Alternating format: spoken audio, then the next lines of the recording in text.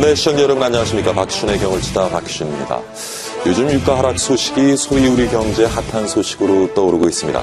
운전하는 분들은 싸진 기름값을 조금 실감하는 분들도 계실 텐데요. 휘발유 값이 리터당 1,500원대 하는 주유소들도 요즘 속속 등장하고 있습니다. 그런데 이 싸진 기름값 소식 꼭 반갑지만은 않다는 것이 경제 전문가들의 해석입니다. 장기적으로는 디플레이션의 우려까지도 나오고 있다고 하고요. 더구나 이번 유가 하락의 속내는 미국과 기존 산유국들 사이의 에너지 패권 다툼도 아주 큰 부분을 차지하고 있다고 합니다. 과연 저유가 시대 우리가 어떻게 넘어가야 할지, 우리 기업들은 또 어떻게 전략적으로 활용을 해야 할지 오늘 박희준의 경을 체크다에서 그 얘기 나눠보도록 하고요. 또 한 가지 경을 쳐볼 내용은요. 지난 1일부터 시작된 위안화 직거래 시장에 대해서 좀 살펴보고자 합니다. 위안화 시장이 높아지는 데 따른 우리 경제 대응은 무엇일지 오늘 한번 자세히 짚어보도록 하겠습니다. 잠시 후에 이어가겠습니다.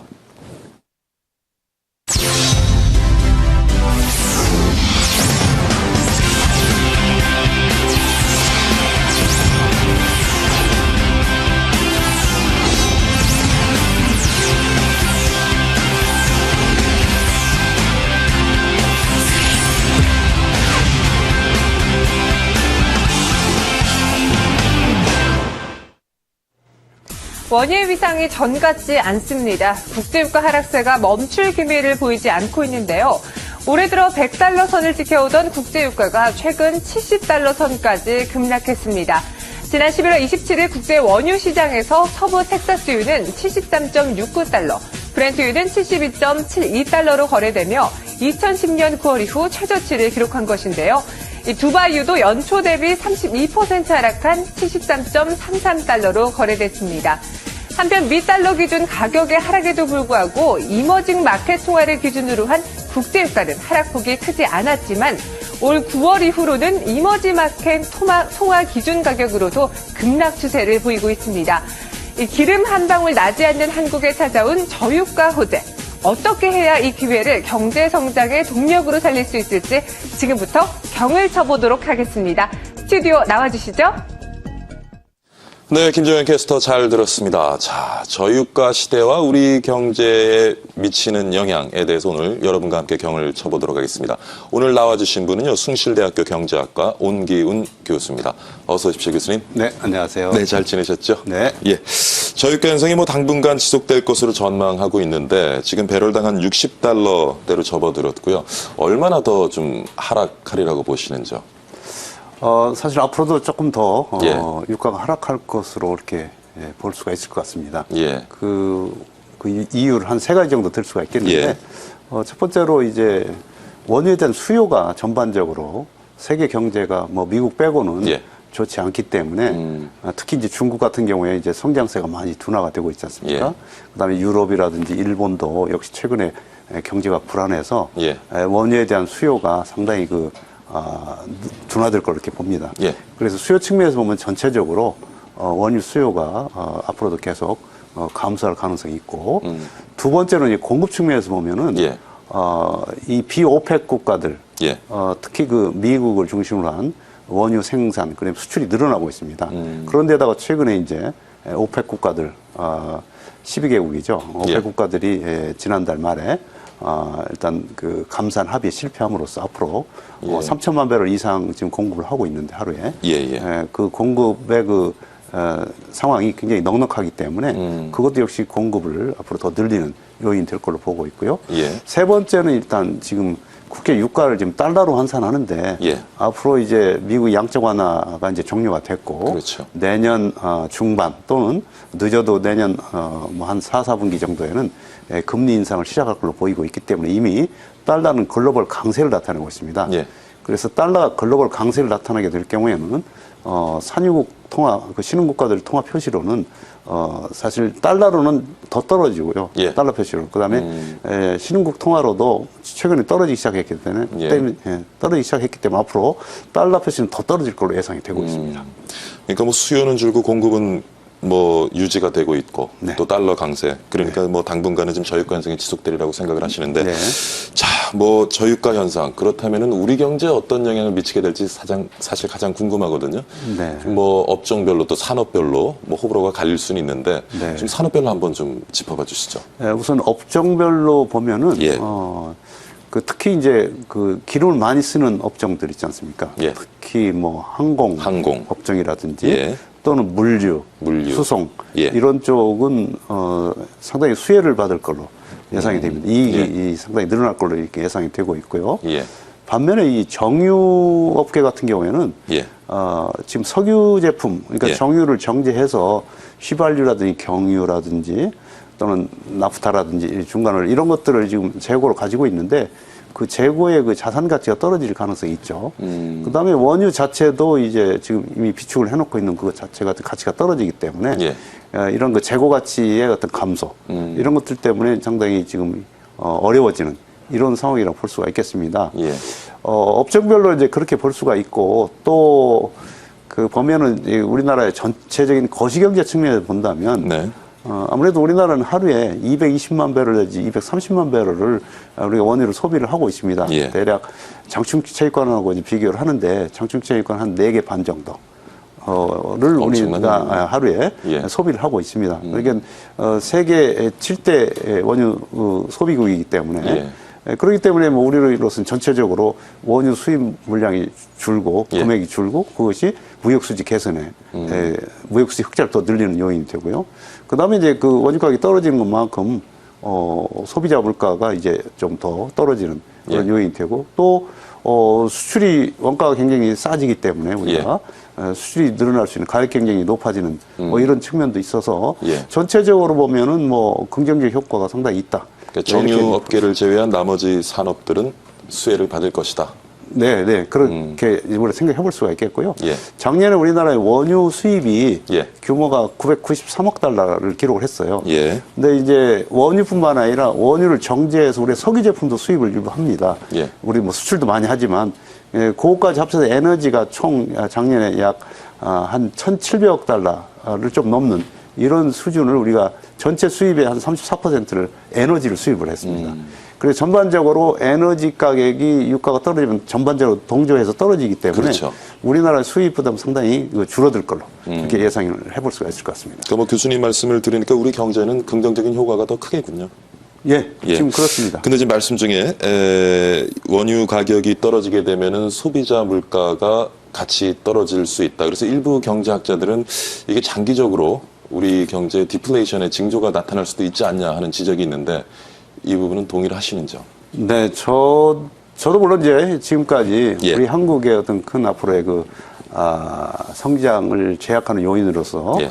소비자 물가를 비롯한 물가 전반적으로 1%대로 예. 상승률이 둔화가 돼서 한국은행이 지금 중간 목표로 설정하고 있는 것이 2.5에서 3.5%. 예. 그래서 2013년에서 2015년까지 3년간의 그 중기 목표를 예. 그렇게 설정을 하고 있는데 이것보다 훨씬 낮은 수준에서 지금 지속이 되고 있기 때문에 이것은 그만큼 국내에 예.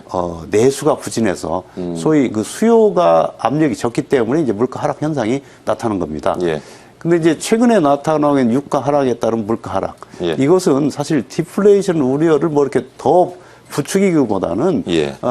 그것이 오히려 우리나라의 전반적인 긍정적 효과를 통해서 예. 우리 경제를 더 활성화시키는 쪽으로 작용할 걸로 봅니다. 물론 유가가 하락하면 한 10% 정도 유가가 하락하게 되면 소비자 예. 물가는 한 0.6%포인트 정도 떨어지는 효과가 있어요. 예. 이를테면 연초에 비해서 지금 한 30% 내지 40% 정도 유종에 따라 좀 더 차이가 있죠. 두바이유나 서부 텍사스 중진류나 브렌트유 좀 차이는 예. 있지만 대략 한 40% 정도 떨어진다고 가정했을 때 소비자 물가는 대략 한 2%가량 더 이제 떨어질 수 있는 예. 그런 압력을 작용한다고 보겠는데요. 그렇다 하더라도 이 공급 측면에서 유가가 떨어져서 그것이 소비자 물가를 낮추는 요인이 되는 것은 큰 문제는 안 됩니다. 디플레이션 우려 중에서 문제가 되는 것은 수요가 약하기 때문에 예. 내수가 약하기 때문에 전반적으로 우리나라 어떤 제품이나 서비스의 수요가 줄고 그것 때문에 물가가 떨어져서 기업의 수익이 받는 예. 그 현상이 문제가 되는 거죠. 그렇기 때문에 오히려 유가가 떨어지게 되면 기업의 체환성은 개선이 되기 때문에 예. 그건 큰 문제가 아니라고 저는 생각하고 있습니다. 그러니까 원유를 포함한 원자재가 하락으로 인한 소비재가 물가 하락이 디플레이션으로 연계되는 것으로 이렇게 해석하는 데는 좀 무리가 있다라고 네, 볼 저는 수가 그렇게 있겠네요. 보고 있습니다. 자, 그러면 이 유가 하락기 우리 기업들 어떻게든 좀 전략적으로 잘 활용을 해서 이게 성장할 수 있는 기반을 마련해야 될 텐데 교수님 어떻게 보고 계십니까? 네, 사실 절호의 기회죠. 예. 기업들한테 있어서는 원가가 일단 우리가 이 원유가 떨어지면 원자재 값이 전반적으로 이제 또 떨어지기 때문에 예. 그래서 우리가 중간재 투입 비용이 줄어들기 때문에 예. 체환성이 개선될 수가 있고요. 예. 그 체환성이 개선되는 것만큼을 우리가 수익 향상으로 예. 일단 향유할 수도 있고 일부는 수출 제품의 가격을 좀 인하해서 예. 우리 수출 가격 경쟁력을 높일 수 있는 뭐 그런 하나의 좋은 기회가 되기 때문에 그런 전략을 좀 잘 세워야 되겠죠. 그러니까 생산성 향상과 수출 가격 경쟁력 향상 예. 그것을 위해서는 가격을 조금 인하를 해야 되겠죠. 그래서 그 사이에 어떤 절충을 잘 해야 될 거로 이렇게 생각을 하고 있고요. 예. 그다음에 또 하나는 일단 에너지 가격이 급등했을 때는 우리가 에너지 전략을 위한 여러 가지 기술 개발 투자를 많이 했습니다. 네. 그래도 이제 에너지 가격이 유가가 떨어진다고 해서 이 노력을 게을리해서는 안 된다. 왜냐하면 유가라고 하는 것이 지금은 많이 떨어졌지만 그렇죠. 과거에도 떨어졌다 다시 올라가는 게 과거의 패턴이었기 때문에 예. 언젠가는 또 올라갈 겁니다. 예. 거기에 대비해서 우리가 에너지 전략을 위한 기술 개발 투자는 예. 부단히 계속을 해야 된다 이렇게 보거든요. 예. 그래서 이런 때일수록 기업의 체질 강화를 위해서 더 좀 노력을 해야 된다 이런 생각을 합니다. 예. 교수님 서두에 이제 국제유가 하락의 원인은 수요, 공급, 달러 강세 이 세 가지로 꼽아주셨는데, 먼저 좀 공급 측면에서 좀 살펴보고자 합니다. 네. 아까 그 오페크 산유 국가들이 원유 생산량을 줄이는 것에 합의하지 못했다라고 말씀을 하셨는데, 네. 지금 전반적으로 산유국들 지금 국가 재정이 좋지 않은 편이죠? 그렇죠. 어떻습니까? 예. 네. 사실 이제 미국발 셰일 혁명이 예. 중동 국가들 또는 러시아 예. 이런 그 주요 산유국들의 그 재정을 크게 지금 악화시키고 있지 않습니까? 사실 뭐 중동 국가는 절대적으로 오일 달러에 의존해서 어떤 경제를 꾸려가고 있는 이런 나라고요. 예. 러시아도 역시 에너지 수출에 크게 의존하고 있습니다. 뭐 그렇죠. 가스라든지 원유 그런 나라들인데 유가가 이렇게 계속 떨어지다 보니까 크게 떨어지다 보니까 뭐 당장 그 수입이 많이 줄어들고 예. 그러다 보니까 재정 상황이 굉장히 압박이 되고 그래서 이들 국가가 굉장히 어렵습니다. 예. 그래서 이제 문제는 그 가장 지금 최근에 유가가 떨어지고 있는 이유 중에 가장 큰 것이 물론 세계 경제가 나쁜 그런 요인도 있지만 미국의 셰일 오일 생산이 예. 굉장히 그 결정적인 영향을 미치고 있거든요. 미국은 셰일 오일을 2000년대부터 본격 생산하기 시작했습니다. 네. 그 이전에는 이제 셰일 가스나 셰일 오일이 매장이 돼 있음에도 불구하고 예. 그걸 채굴할 기술이 없었어요. 그런데 그 기술을 오랫동안 기술 개발을 했습니다. 1973년 석유 위기 이후에 미국 에너지부가 대대적인 기술 개발 투자에 대한 자금을 투입을 해서 예. 그 벤처 기업이 있습니다. 미첼 에너지사라고 하는 벤처 기업이 처음으로 상업화에 성공을 해서 2000년대부터 이제 본격적인 셰일 오일을 생산하게 됩니다. 예. 근데 셰일 가스는 상대적으로 지금 수익성이 좋지 않고 셰일 오일 거기가 이제 그 안반에 숨어 있는 가스 옆에 숨어 있는 그 오일이 예. 생산성이 굉장히 높습니다. 그래서 셰일 가스보다는 셰일 오일. 그러니까 셰일 오일을 2015년 되면 대략 셰일 오일 한 300만 배럴 정도 하루에 생산할 수 있는 규모가 되고요. 예. 그렇게 되면 미국의 전체적인 전통 원유까지 합하면 950만 배럴을 생산하게 됩니다. 예. 그래서 지금 사우디아라비아가 세계 1위 생산국인데 점점 미국이 사우디아라비아 수준에 근접하고 있고요. 2015년이 되면 그러니까 이제 내년이죠. 예. 내년이 되면 사우디아라비아하고 맞먹는 950만 배럴의 원유를 생산하게 돼서 어쩌면 석유 생산 1위 국가가 이제 지금 2위지만 예. 미국이 될 가능성이 있다. 러시아는 3위 정도 되죠. 예. 사우디아라비아, 러시아 이 순서대로 되어 있는데 미국이 1등으로 올라서서 그렇게 될 가능성이 있다. 이런 것 때문에 앞으로 유가는 미국의 셰일 오일 생산 향방에 달려 있다. 이렇게 보겠는데 그러니까 최근에 이제 사우디아라비아가 그러면 셰일 오일을 생산하는데 그 비용이 들어가죠. 그렇죠. 비용이 들어가는데 배럴당 한 70달러 밑으로 떨어지게 되면 예. 유가가 예. 그러면 전통 원유가 더 싸게 되는 거니까 채굴 비용이 비싸지고 예. 그러면 사우디아라비아로서는 오펙의 중심국가 아닙니까? 지난달 11월 27일에 오펙 감산을 지금 3천만 배럴 하루에 쿼타인데 예. 3,040만 배럴 좀 오버해서 생산하고 있는데 3천만 배럴을 줄이지 않고 계속 유지하도록 이게 중심적인 역할을 했어요. 예. 러시아나 베네수엘라 이런 나라들은 반대했죠. 예. 증산을 빨리 하자. 예. 그런데도 증산을 하지 않고 감산을 하지 않고 예, 죄송합니다. 예. 감산을 빨리 하자 했는데 감산을 하지 않고 그대로 쿼타를 유지하기 때문에 그래서 사우디아라비아로서는 미국을 죽이자 지금 그 얘기죠. 예. 미국의 그 셰일 오일 예. 생산하는 업체들의 체현성을 악화시켜서 원가 이하로 원유를 가격을 떨어뜨리면 예. 결국 도산하는 그런 업체들이 많이 늘어날 거죠. 실제로 통계를 보니까 베이커 휴즈사라고 미국에서 예, 이런 예. 그 셰일 오일 생산하는 그 굴착 수를 조사하는 그런 기관이 있습니다. 여기서 예. 발표한 걸 보면 이걸 리그 카운트라고 그래요. 리그라고 하는 것은 이제 굴착하는 거죠. 예. 리그 카운트가 10월 10일에 1,609개였습니다. 그런데 11월 21일 현재 이게 약 35개가 줄었습니다. 그래서 1,574개. 이렇게 줄었습니다. 실제로 정점을 찍고 지금 줄기 시작하거든요. 예. 그 줄어든 수는 결국 체한성이 안 맞아서 문을 닫는 거죠. 이제 그걸 폐쇄하는 거죠. 그러니까 그 오펙 산유국들의 지금 재정 상태가 좋지 않아서 산유량을 줄이지 않는 것도 있지만 가격을 어느 수준 이상 내려버리면은 미국의 셰일 오일 생산한 업체들이 채산성이 안 좋아지기 때문에 지금 가격을 더 떨어뜨리고자 좀 노력하는 그렇죠. 측면도 있군요. 사우디아라비아로서는 미국의 이런 그 셰일 오일 생산 지금 에너지 업체들이 패권? 예. 줄도산하기를 바라는 거죠. 그래서 다 거기다 죽여놓고 예. 뭐 좀 속된 말로 예. 그러고 이제 일정 판을 한번 다시 가격이 되면 깔아보자. 그때 예. 다시 이제 감산을 시작해서 가격을 올리겠다는 거죠. 예. 그러니까 러시아나 베네수엘라한테 우리 조금 더 기다려보자라고 이 산유국가들끼리 서로 지금 그런 어떤 내부적인 그런 컨센서스를 이루고 있다 이렇게 볼 수가 있겠죠. 그러면 교수님이 보시기에는 그런 셰일 오일 가스를 생산하는 업체들 네. 버틸 수 있으리라고 보시는지요? 그러니까 아까 말씀드린 대로 예. 유가가 더 이제 앞으로 내년에 뭐 지금 이미 60달러대로 떨어졌고 예. 그다음에 뭐 50달러 심지어 30달러까지 떨어질 거로 보는 그런 기관도 있기 때문에 이렇게 떨어지면 다 문을 닫아야 되겠죠. 30달러 정도 유가가 떨어지면 뭐 자기들 셰일 오일을 생산해봐야 예. 그거 팔리지도 않을 거고 하기 때문에 그때는 문을 상당히 많이 닫을 수밖에 없어요. 그러니까 미국과 사우디아라비아 간의 치킨 게임이다. 예. 서로 가격을 인하해서 누가 이기는지 예. 보자. 누가 지는지 한번 해보자. 뭐 그런 식이죠.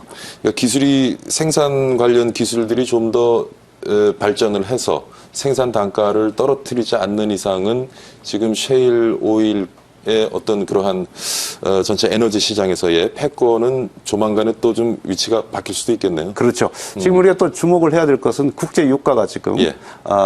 두바이유, 그다음에 브렌트유, WTI, 서부 텍사스 중기율 이 세 가지가 이제 우리가 3대 유종이라고 하지 않습니까? 예. 근데 그런 가격들이 계속 발표가 되고 있는데 셰일 오일이 이제 본격 생산되고 난 이후에는 이 셰일 오일 미국에 생산되는 아주 양질의 원입니다. 굉장히 경질류, 예. 그다음에 스위트, 영어로 표현하면 스위트, 그다음 라이트 이런 얘기거든요. 그러니까 중동에서 생산되는 그런 원유는 두바이유 같은 경우는 굉장히 유황 성분이 많아서 싸우하다고 표현합니다. 예. 그런데 이게 이제 굉장히 라이트하고 스위트하거든요. 그러니까 굉장히 양질의 이런 이 셰일 오일이 생산되고 있는데 이 셰일 오일이 미국에 생산되다 보니까 서부 텍사스 중진류가 셰일 오일 생산하고 같은 그 어떤 그 부류에 속하거든요. 예.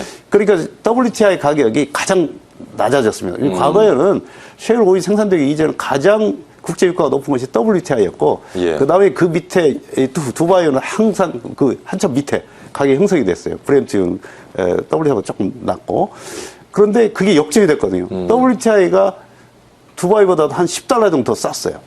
그런데 최근에 어떤 현상이 벌어졌냐면 이 중동 국가들이 유가를 떨어뜨리다 보니까 중동산 원유 가격을 이제 두바이유 가격하고 이 WTI 가격이 한 10달러 정도 차이가 나던 것이 거의 같아졌습니다. 지금 최근에. 예.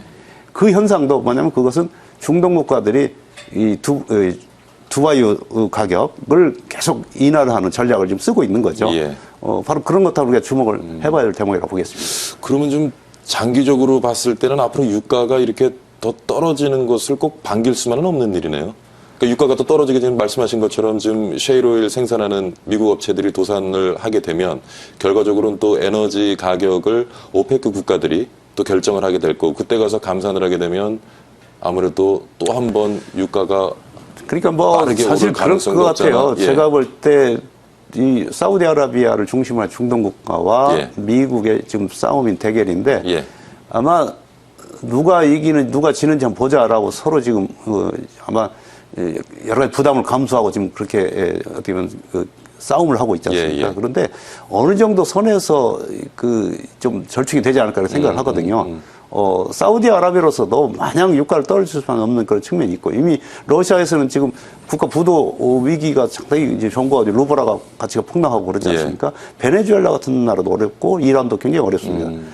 이런 산유국들이 또 가만히 있지 않을 거고 지금은 예. 당장 좀 참고 있지만 이제 국가가 자국들이 이제 부도 위기가 실제 부도가 발생하게 되면 예. 마냥 더 떨어뜨리기는 어렵기 때문에 더 이상 한계가 더 이상 떨어뜨리기가 어려운 그런 한계가 있을 거고 예. 미국도 이제 어느 정도 선에서 이제 중동 국가들이 이제 유가 하락을 증산을 멈추면 예. 그 선에서 예. 어느 정도 이제 하한선이 결정이 되지 않을까 이렇게 생각을 하고요. 예. 우리 입장에서도 사실은 유가 떨어지면 나쁠 건 없지만 예.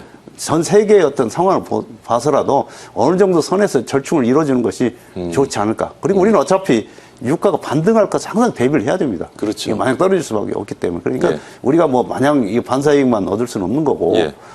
이렇게 어느 정도 선에서 세계 경제 전체를 본다면 좀 균형을 어떤 절충을 찾는 것이 좋지 않을까 생각합니다. 지금 굉장히 어려운 질문이겠습니다만은 이러한 그 유가 하락 기조는 어느 정도 지속되리라고 보십니까? 그것은 제가 볼 때 첫 번째 아까 이제 하락 요인을 보면 되는데 이제 예, 예. 세계 경제가 어떻게 될 거냐라고 하는 것이 이제 예, 예. 한 가지 첫 번째고요. 근데 내년에는 세계 경제 성장이 올해보다 조금 뭐 나아질 거라고 그렇게 보고 있습니다. 예. 미국 같은 경우에 성장률 올해 2.2% 내년에는 한 3.1% 정도 상승할 거라고 보고 있고 예. 다만 이제 중국이 사실 최대 원유 소비국이었는데 그렇죠. 중국은 올해 7.4% 내년에 7.1% 더 떨어질 걸로 IMF는 전망하고 있기 때문에 예. 뭐 그런 측면에서는 세계 원유 수요는 크게 늘어나지 않을 걸로 봅니다. 적어도 내년 예. 한 2, 3년간은 그러니까 이제 그게 어떻게 보면 유가를 올리는 한의 한계가 있고요. 예. 그다음에 공급 측면에서는 이제 오펙 국가들이 어느 시점에서 이제 증산을 멈추고 감산을 할 거냐. 예. 또 미국이 거기에 맞서서 어떻게 셰일 오일 생산을 끌고 갈 거냐라고 하는 그런 변수인데, 이것도 아마 조만간 이제 좀 더 이상 유가가 하락하는 건 좀 멈추지 않을까 저는 개인적으로 보고 있거든요. 거의 하한선에 도달해 있기 때문에. 사실은 지금 중동 국가들도 사실 지금까지는 한 $80 밑으로 떨어지게 되면 생산성이 안 많아질 거다. 원유 생산에. 예. 왜냐하면 갈수록 심해져를 뚫어야 되기 때문에. 그렇죠. 그 채굴 비용이 생산 과거보다 단가가 굉장히 높아지니까. 높아졌기 때문에. 예. 그래서 이미 거기도 생산성이 굉장히 악화가 되고 있기 때문에 더 이상 크게 떨어지기는 어렵고요. 그래서 그렇게 본다면 앞으로 내년은 하향 안정세가 지속이 되겠지만 예. 한 내후년쯤에서는 또 반등하지 않을까 하는 예. 생각을 하고 있습니다. 뭐 정확하게 월별로 예측하기 힘들어도. 네.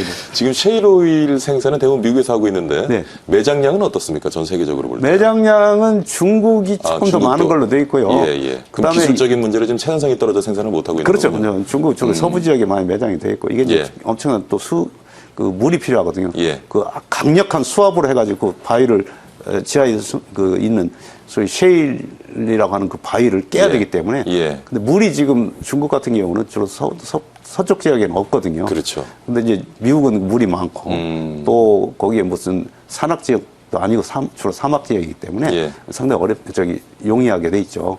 근데 이제 유럽 쪽에서도 폴란드가 제일 많이 그 매장이 되고 지금 생산을 좀 하고 있는데 미국하고 비교하면 별로 많지는 않습니다.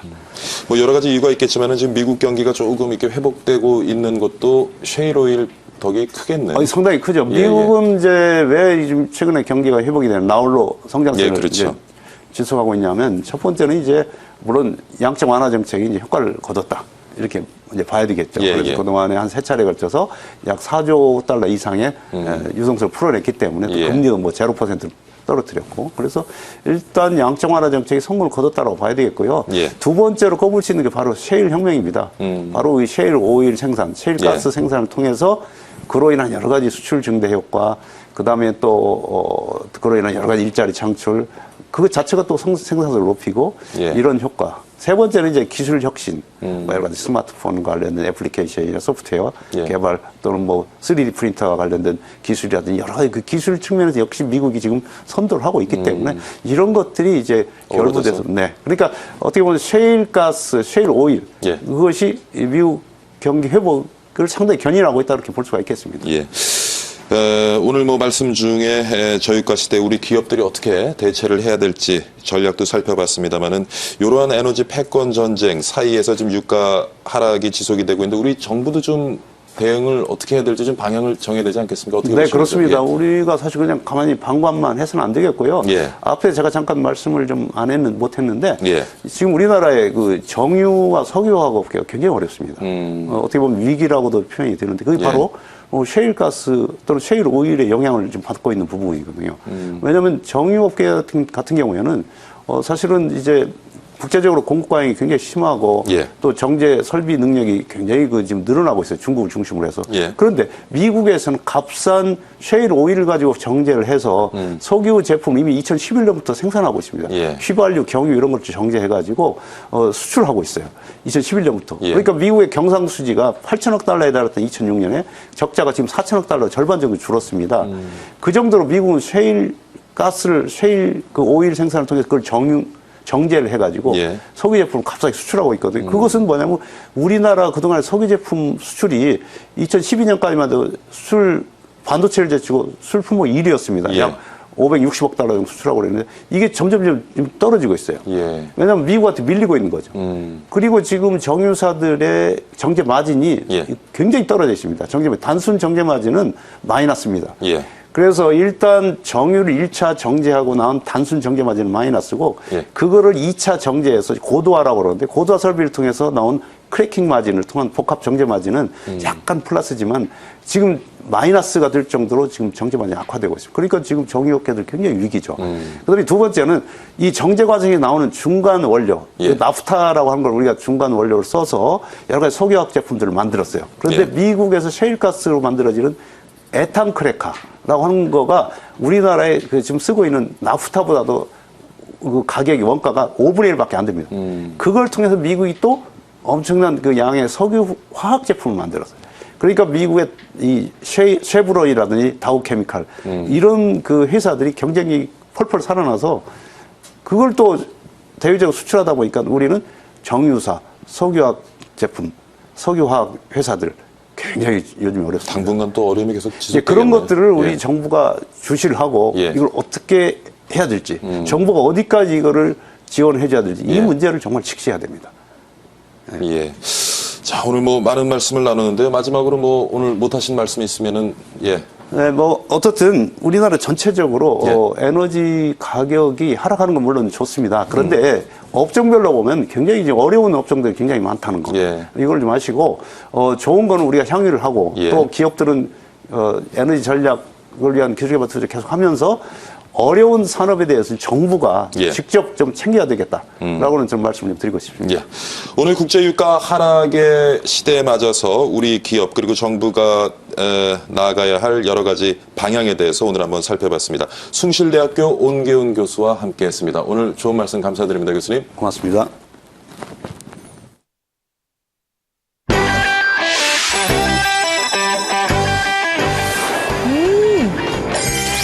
한 번만 보면 놓을 수가 없는 이 맛.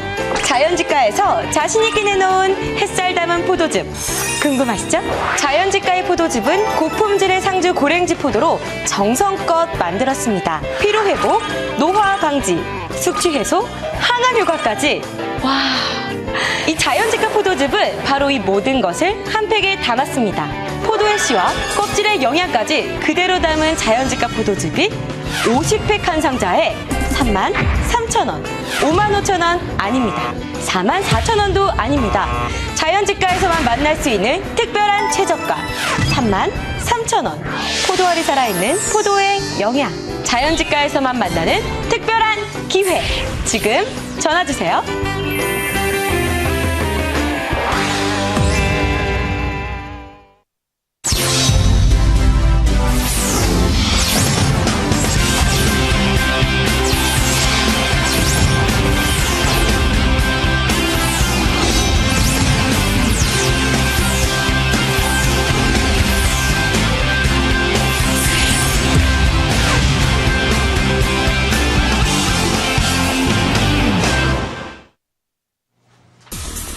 원 위안화 직거래 시대가 열렸습니다. 그동안은 은행이 원 위안화를 환전하려면 먼저 원화를 달러로 환전한 후 홍콩 등 역외 시장에서 달러를 다시 위안화로 환전해서 받았어야 했는데요.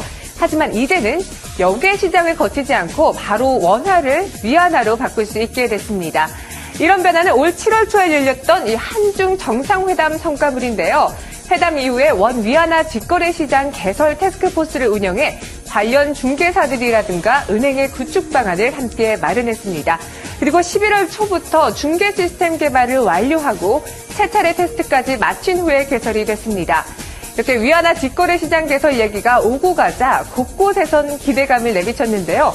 시중 은행장들은 원 위안 직거래 시장 개설을 영업 기반 확충의 기회로 인식하고 적극적으로 대응할 계획이라며 환영의 뜻을 밝혔고요. 최경환 부총리는 위안화 직거래 시장 개설 격려사에서 위안화 거래 활성화를 우리 경제 재도약의 계기로 만들어야 한다며 강한 기대감을 드러냈습니다. 하지만 일각에선 위안화 직거래 시장이 과거 실패한 엔화 직거래 시장의 전철을 밟을 수도 있다며 조심스러운 입장을 보이고 있습니다. 어찌됐든 이번 위안화 직거래 시장 개설로 우리 경제 또 한 번의 승부수가 띄어졌는데요. 이 기회를 살릴 방안이 무엇인지 계속해서 경을 쳐보도록 하겠습니다. 스튜디오 나와주세요. 네, 김정현 캐스터 수고 많았습니다. 두 번째 경을 쳐보도록 하겠습니다. 위안화 직거래 시장과 우리 경제의 영향, 오늘 한번 자세히 살펴보겠습니다. 이번에 나와주신 분은요, 경희대학교 국제대학원의 이젠마 교수입니다. 어서 오십시오, 교수님. 안녕하세요. 예, 반갑습니다. 자, 위안화 직거래 시장이 1일부터 열렸는데 지금 시장 반응은 좀 어떻습니까? 지금 일단 시장이 초기 상황이다 보니까 이제 금융기관, 그다음에 개인 그리고 기업들이 관심이 집중되고 있어서요. 지금 12월 1일 처음 개장한 이래에 저희가 예상했던 것보다도 이제 거래량이 약 54억 위안, 원화로 한 1조 원이 되고 있고요.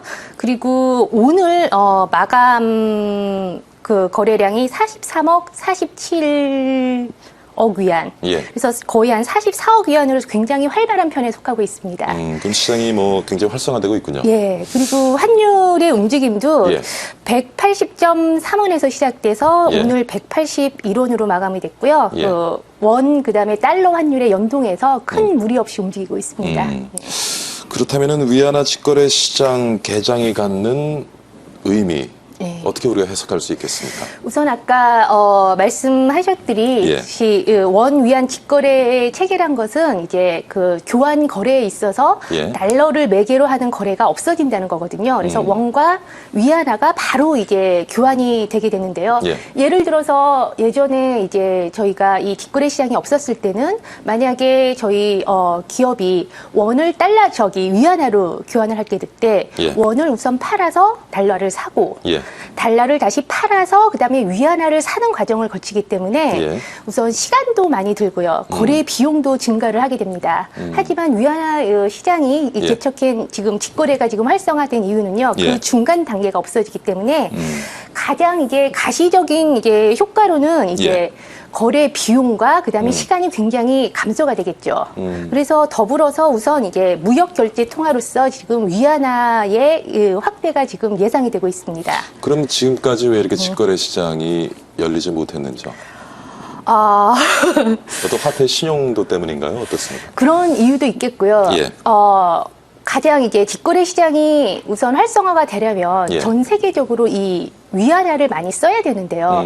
지금까지는 그 중국 경제가 그다지 개방적이지가 않았고요. 그다음에 환율 체계라든가 자본시장 그 개방도도 적었기 때문에 국제적으로 통용되기가 어려웠던 그런 점이 있었겠죠, 아마. 그렇다면은 중국 쪽에서는 또 우리 원과 위안화를 갖다가 이렇게 직접 거래를 할 경우에 중국 입장에서는 또 어떤 것들을 기대할 수 있을까요? 우선 지금 직거래 시장이 우리나라에서만 지금 가능하고요. 우리나라에서만. 중국에서는 지금 이제 직거래 시장이 이제 오픈되지가 않았습니다. 그게 아마 지금 다른 지금 7개 나라에서도 지금 직거래 시장이 지금 활성화되고 있는데요. 그게 가장 저희 나라와 다른 나라들과의 차이점인 것 같습니다. 그럼 그만큼 위안화에 좀 힘이 세졌다고 보면 되겠네요. 위안화의 지금 국제화가 급속도로 지금 이루어지고 있다고 볼 수가 있겠습니다. 위안화 직거래 시장, 뭐 시장 조성자 제도라고 하는데 요거 좀 풀어서 설명을 해주시죠. 어떤 차이점이 있는지. 예, 우선 저희가 10월 31일 날 이제 12개 은행을 우선적으로 선정을 했는데요. 예.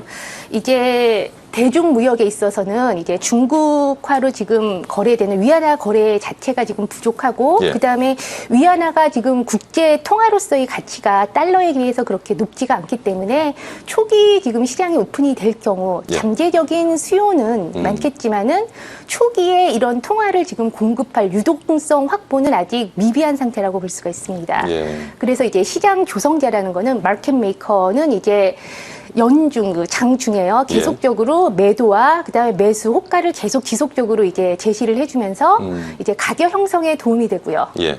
그다음에 유동성을 공급하는 그런 역할을 하게 되는데요. 예. 일반 외환 딜러와의 차이점은 아마 그 유동성을 공급해야 되는 의무가 추가됐다고 보면 될 것 같습니다. 그럼 거래가 굉장히 활성화돼야 되고 그렇다면은 무역을 하는 국내 기업이 참여를 많이 해야 될 텐데. 그렇죠. 그럼 어떻게 좀 국내 기업들의 참여도를 높일 수 있을까요, 교수님? 그 문제는 이제 저희 우선 수출 그 구조를 이제 봐야 될 텐데요. 예, 예. 가장 중요한 거는 지금 한국 기업들이 대중무역에 있어서 굉장히 지금 흑자를 기록하고 있는데요. 예. 그다음에 2013년에 지금 628억 달러의 무역수지 흑자를 지금 저희 나라가 이제 내고 있습니다. 예. 그래서 이제 이 직거래 시장의 성공 여부는 원활한 위안화 이게 공급, 유동성 확보가 이제 가장 중요한데요. 이게 유동성 확보의 방법은 뭐 무역 결제, 그리고 개설된 청산 은행을 통한 유동성 공급, 예. 그다음에 역의 위안화 시장을 통해서 이제 저희가 위안화를 빌려올 수가 있고요. 예. 그다음에 정부 간의 이제 통화 수합으로 인해서도 이제 충족이 될 수가 있는데 예. 이 중에서 이제 아무래도 가장 바람직한 거는 우리 기업들에 의한 이제 무역 거래에 의한 위안화 공급이라고 볼 수가 있습니다. 예. 그래서 이제 다른 나라에 비해서 예. 저희 나라의 이런 이점이 굉장히 큰데요. 예. 중국 입장에서 봐도 이제 대만과 저희 예. 나라의 가장 큰 무역 적자를 지금 보이고 있거든요. 예.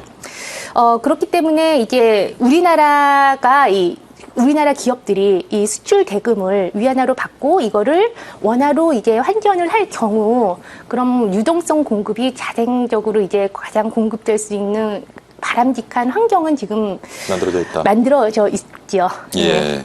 근데 과거에도 원엔 일본의 엔과 예. 직거래 시장이 사실 있었는데 네네. 실패했죠. 그렇죠. 원인은 어디에 있었습니까? 유동성이 있었습니까? 어떻습니까?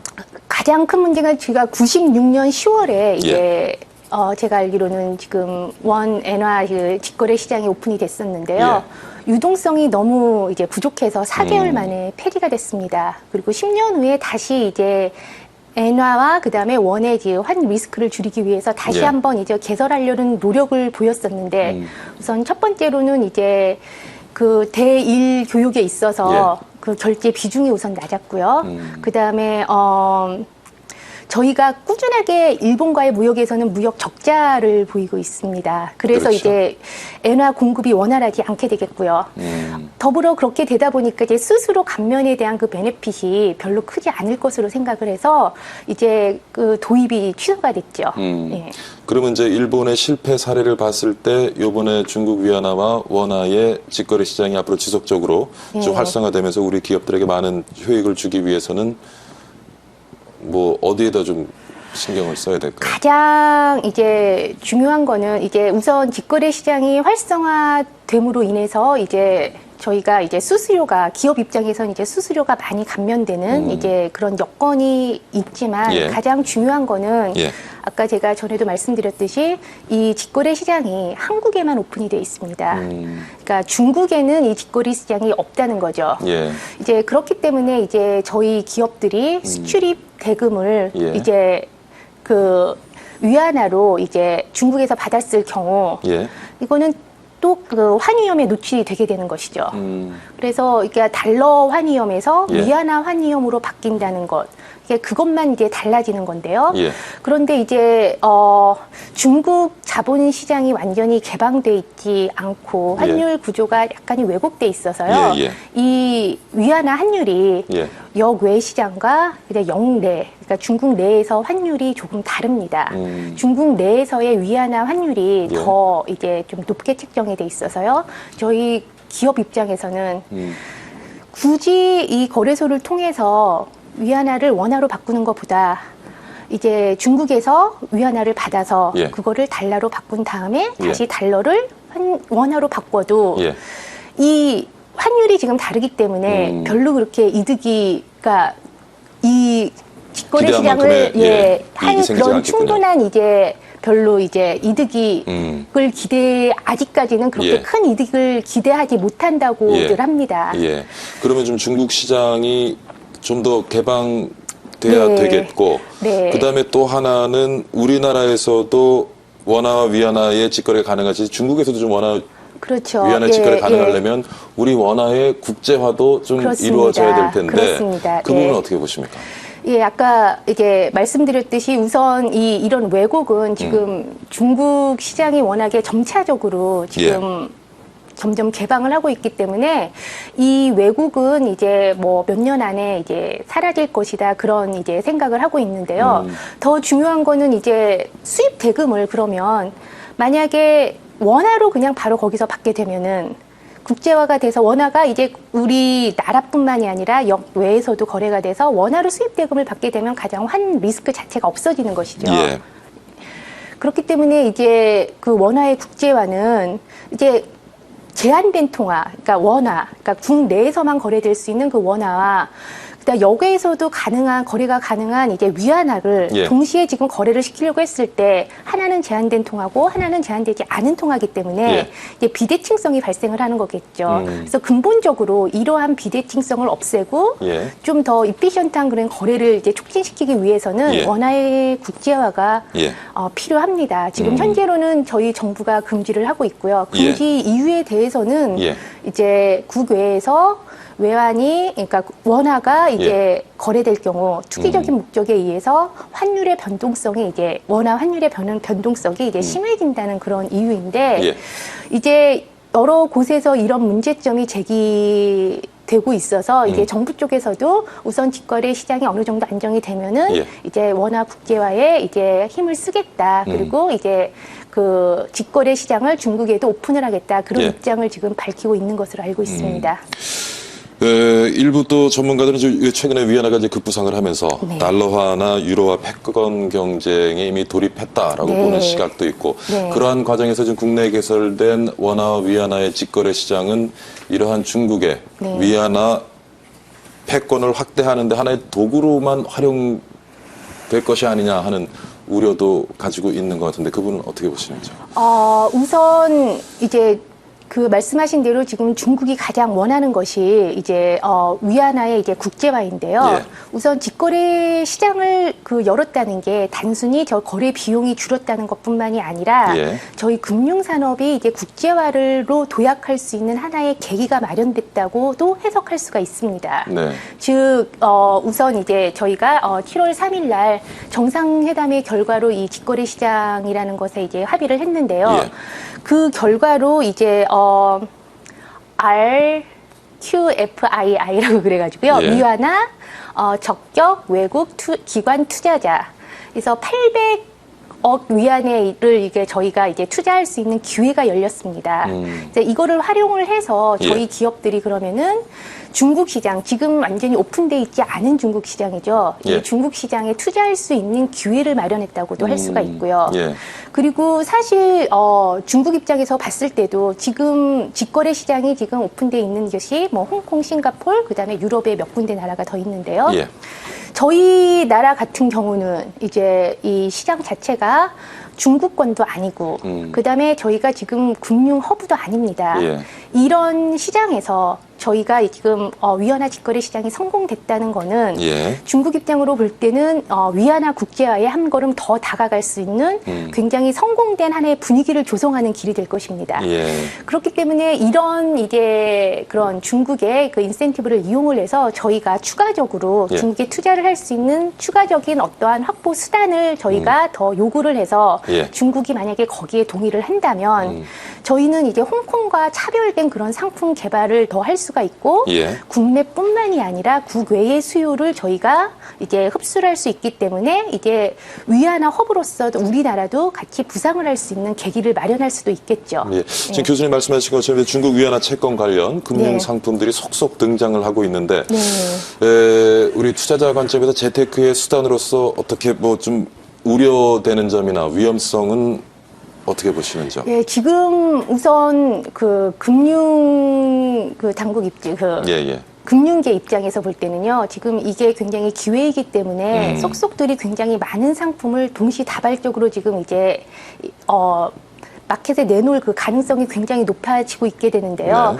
근데 이렇게 마켓에 한꺼번에 상품을 내놓다 보면은 예. 이제 그 수요는 제한되어 있는데 이 제한된 수요에 너무 과다한 경쟁을 유발을 할 수가 있게 됩니다. 예. 그럼 이 경쟁에서 이제 마케팅에만 집중을 하게 되고 이 마켓 시어를 늘리기 위해서 과다 경쟁이 하게 되면 수익률이 그만큼 낮아지게 되겠죠. 예. 그리고 이러한 수익률에 신경을 쓰다 보면 정작 그 본연의 목표인 이런 금융 상품 개발, 서비스의 개선보다는 이제 홍콩이나 다른 이제 역의 이 위안화 시장에서 지금 개발돼 있는 상품을 그대로 도입해서 쓰는, 그러니까 차별화되지 않은 상품을 이제 우리 공급을 시장에 하게. 최적화된 상품보다는 그렇죠. 예, 여타 지역에서 잘 나가는 저희 상품들은 나라에서 최적화된 상품도 중요하지만 이게 결국은 예. 저희 나라에서만 경쟁을 할 게 아니라 이 위안화 시장이 성공을 하기 위해서는 예. 해외에서도 저희 시장을 이용할 수 있는 그런 상품을 이제 개발을 해야 됩니다. 예. 만약에 국내 상품만을 타겟으로 하게 되면 결국은 이제 제로섬 게임이 되니까요. 예. 예, 그런 입장에서 이제 그 금융당국, 금융계 쪽에서는 좀 차별화된 상품, 그리고 좀 더 이 질을 향상될 수 있는 그런 상품을 내놓도록 이제 장기적인 관점에서 이제 바라봐야 될 거고요. 그 다음에 만약에 이렇게 동시다발적으로 한꺼번에 상품을 내놓다 보면은 네. 같은 금리, 그 다음에 같은 이제 주식에 근거한 상품을 내놓을 수밖에 없게 되는데요. 그렇게 될 경우 중국에서 어떠한 악재가 발생했을 경우 이 상품이 동시다발적으로 다 무너지고 그렇게 되면 이제 시장에서 신뢰감을 잃게 되고 예. 그러면 이제 이 위안화 시장이라든가 이 금융상품의 실패를 가지고 올 수가 있겠죠. 예. 우선 이제 금융 쪽에서 보는 입장은 그렇고요. 예. 그다음에 소비자 입장에서 봤을 때는 이제 또 다른 이제 투자 기회가 있다는 건 굉장히 이제 좋은 하나의 이제 기회가 되는 거겠죠. 예. 그리고 경쟁으로 인해서 수수료가 낮춰지는 것도 굉장히 좋은 기회가 될 수가 있겠는데 국내 상품이 아니라 중국 시장 상품이고 아직 중국 자본 시장이 완전히 개방돼 있지 않고 그다음에 좀 리스크가 왔다 갔다 이렇게 하는 상황에서 예. 너무 이제 선별하지 않고 그냥 그 동시다발적으로 비슷한 상품에 만약에 투자를 하게 되면 기업과 똑같이 무슨 이제 악재가 중국에서 발생했을 경우에 예. 크게 이제 손해를 볼 수 있는 그런 위험이 또 다분히 존재를 하겠죠. 분명히 우리 투자자들에게 기회이기는 합니다만은 조금 더 신중하게 그렇죠. 접근하는 예. 게 좋겠군요. 네. 자, 얘기를 다시 좀 돌아가서요. 최근 뭐 위안화가 지금 급부상하고 있는데 네. 앞으로 어느 정도까지 좀 이 국제시장에서 지위가 올라가리라고 보시는지요? 어느 이제- 순간 뭐 달러하고 대등한 위치까지 가게 될는지 예, 어떻습니까? 그런 지금 전망을 많이 내고픈 있는데요. 예. 목이 마르시군요. 예, 말을 좀 많이 해서. 예, 한잔하시고 천천히 얘기하십시오. 제가 너무 실수 없이 질문을 드렸나보네. 아유, 아닙니다. 예. 이제 통화의 국제화 위상은 예. 대부분 이제 경제 규모, 통화 가치의 안정성, 예. 외환 거래의 규모, 자본거래 개방 수준, 그다음에 결제 통화로서의 위안화 수요 이런 5가지 항목에 의해서 이제 판단이 되어지는데요.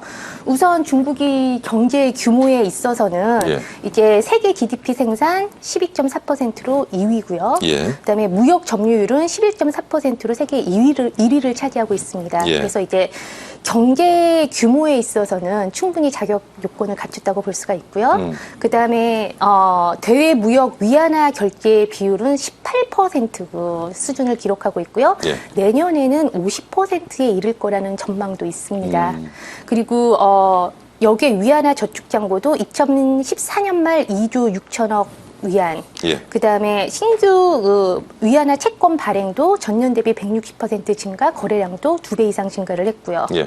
외환 준비고도 4조 달러 정도에 이르고 있고요. 지금 저희가 계속 말했다시 이제 그 역의 위안화 시장이 굉장히 지금 많이 활성화되고 있습니다. 예. 이래서 뭐 중국이 지금 후퇴를 한다, 변동을 한다. 하지만 이제 모든 사람들이 공통적으로 위안화가 이제 급부상을 할 것이다. 예. 그래서 이제 세계은행의 경우는 2025년 정도에 이제 기축통화로서 자리를 잡을 것이다. 2025년이요. 멀지 않은 네. 시간이나 10년 후네. 네, 예. 그렇게 이제 얘기를 하고 있고요.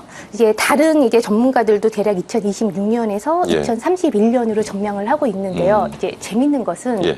해가 갈수록 예. 이제 워낙 빠른 성장률을 보이다 보니까 이런 이제 시기가 점점 앞당겨지고 있습니다. 예. 그래서 아마 내년에는 뭐 이 시기가 더 앞당겨졌다는 말을 저희가 들을 수도 있는 거고요.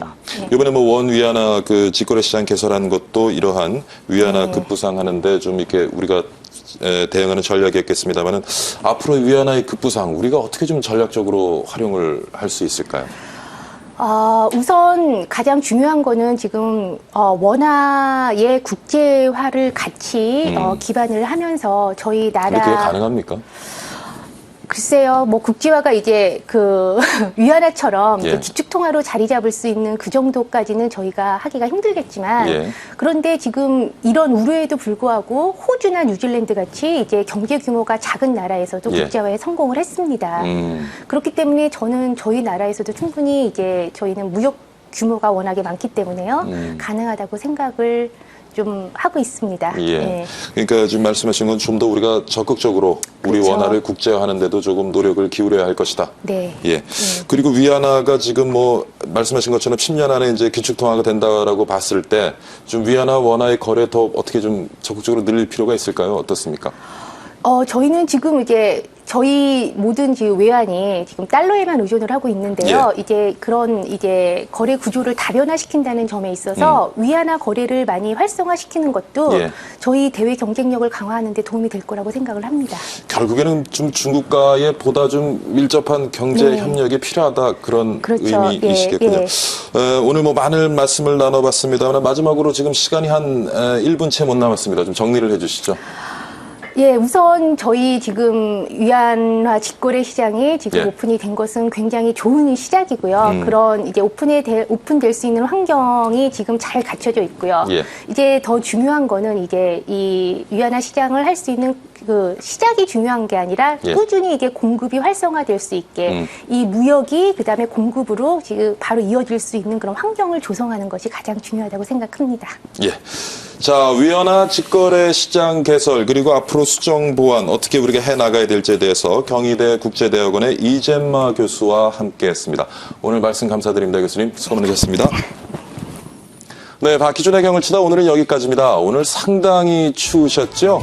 올겨울 들어 뭐 가장 추운 날씨가 이어지고 있는데요. 올겨울에 큰 추위 없다 해서 의류업계와 난방업계가 아주 울상이라는 보도가 있기도 했는데 제대로 한 방 맞은 것 같습니다. 주말 내내 강추위라는데 건강 잘 챙기셔야겠습니다. 자, 주말 잘 보내시고요. 저는 다음 주 다시 건강한 모습으로 찾아뵙겠습니다. 시청해주신 여러분 감사드립니다.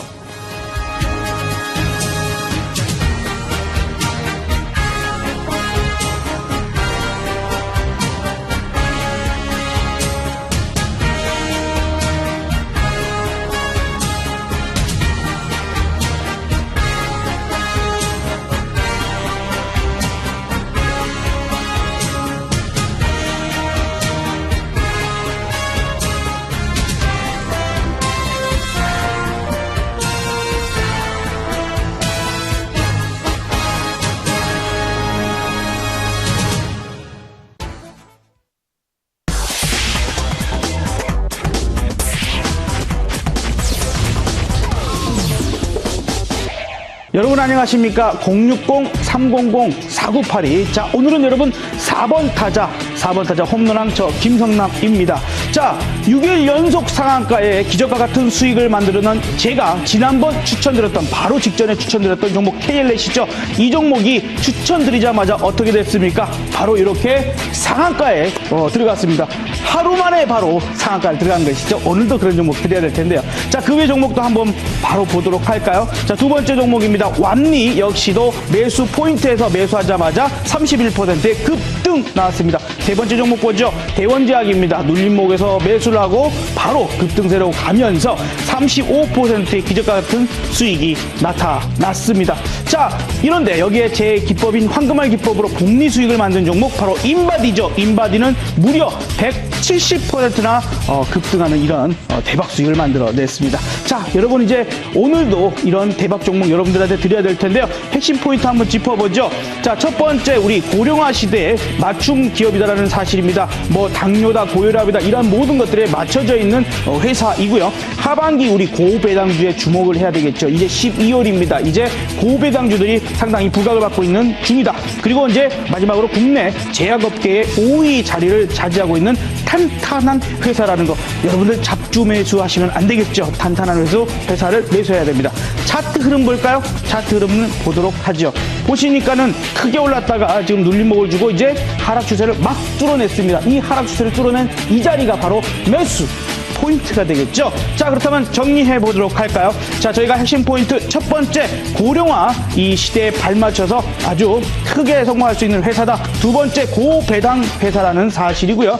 세 번째는 국내 업계의 5위 자리를 차지하고 있습니다. 자, 6일 연속의 상한가를 만들어낸 기적의 수익. 자, 060-300-4982 4번, 오늘은 4번 지금 바로 확인하시길 바랍니다.